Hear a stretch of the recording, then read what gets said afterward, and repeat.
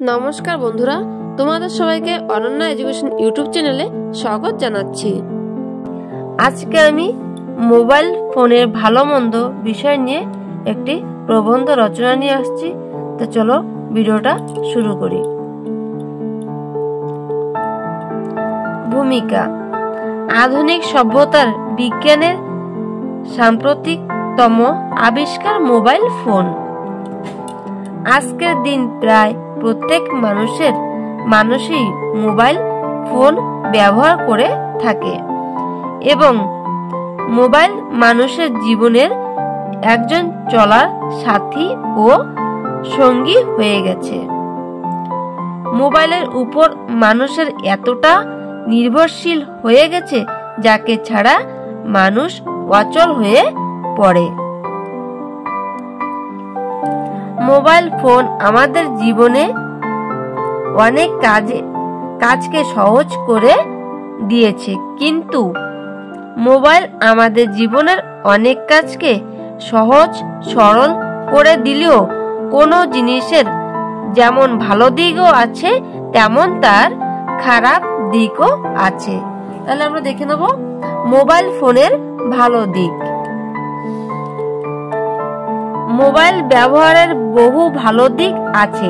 আমাদের কাজ অনেকটাই সহজ করে দেয় এই মোবাইল। যেমন যোগাযোগের মাধ্যম। দ্রুত যোগাযোগের অন্যতম মাধ্যম হলো মোবাইল ফোন। এর মাধ্যমে আমরা দূরকে নিকট করছে।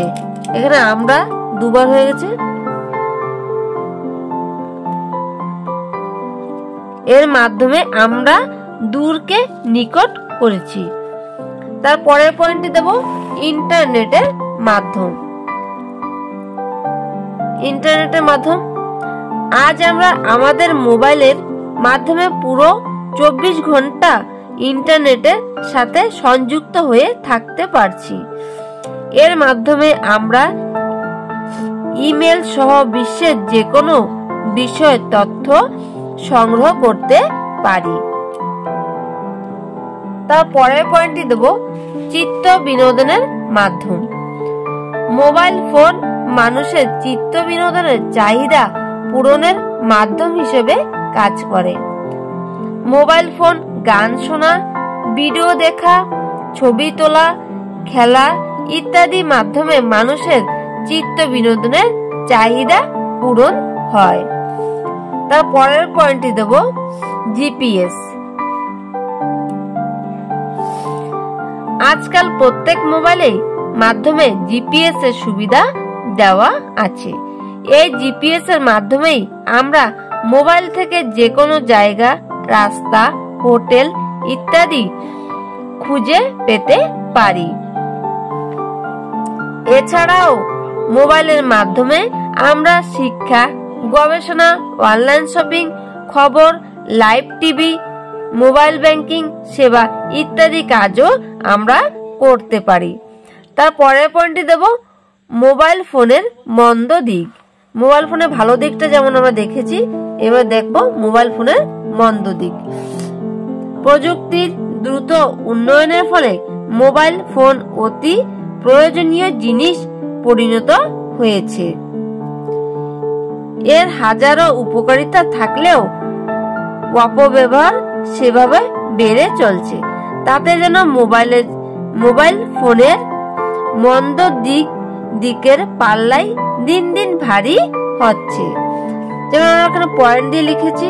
প্রথম পয়েন্ট, মোবাইল ফোন ব্যবহারের ফলে মানুষের শারীরিক সমস্যা সৃষ্টি হচ্ছে। একটানা মোবাইলে কথা বলার ফলে রক্ত চলাচলে ব্যাঘাত ঘটছে। গাড়ি চালানোর সময় মোবাইল ব্যবহারের ফলে দুর্ঘটনা ঘটার সম্ভাবনা হয়। মোবাইল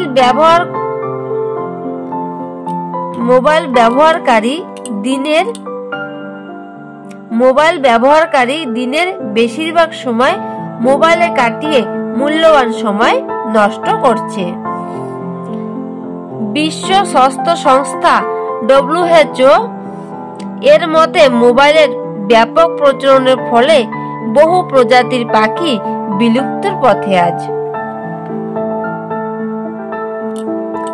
কিশোর বয়সের ছেলে মেয়েদের পড়াশোনায় ক্ষতি করে মোবাইল ফোন।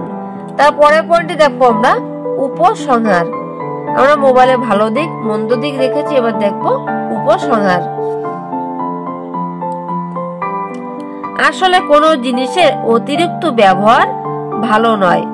মোবাইল ফোনের ব্যবহার সম্পর্কে এখনো আমাদের সমাজ সচেতনতার অভাব।